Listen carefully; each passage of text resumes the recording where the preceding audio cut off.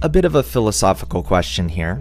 Is happiness something internal or external? How can we explain to ourselves and to others the true nature of happiness? Happiness. Internal or external? I'm curious. First of all, everything that we sense is internal.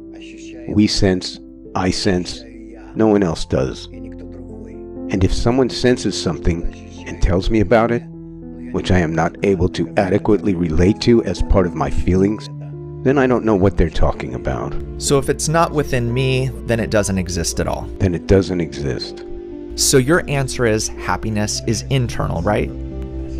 Of course. It's internal.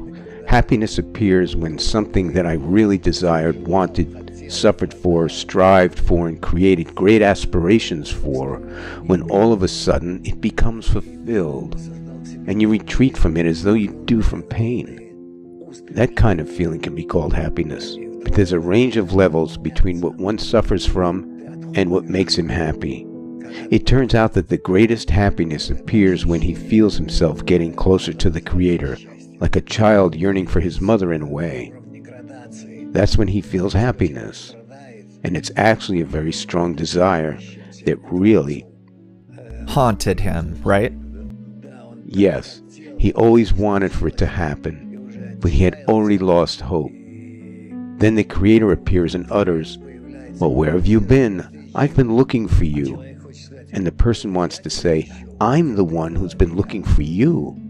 Not me, but you. Where have you been?" And that's how they come together, simply without any hesitation of words. That's what happiness is. But it's not the kind of fusion that occurs in our world, when two bodies cling to each other while retaining their own space and feeling. Here we have no bodies, but a reciprocal feeling that diffuses through one another. And surely a certain state of being emerges, and I'm not sure how to describe it. I'll be honest, this sounds really beautiful and poetic. You've never spoken like that before. What about my own I? Does it melt away? I mean, is it I who wanted it? I want it to melt away. I don't need it whatsoever. But if my I disappears, then the feeling of that other one will disappear too. That's why it's designed in a way so that the I won't cease to exist. It's explained in Cabalá. The aviut, the thickness of the ego, does not disappear. Moreover, as the ego keeps increasing, we can acquire the ability to harmonize it with the quality of bestowal. As a result, the ego, the hatred, becomes greater, and the love is also greater.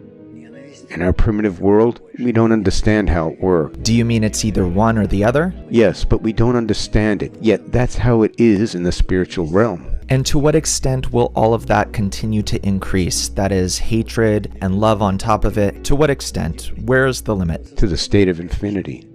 You mean to the feeling of infinity? Yes. There is no limit to it. Can we therefore call it infinite happiness? Yes, but it has to be felt. Otherwise it's meaningless.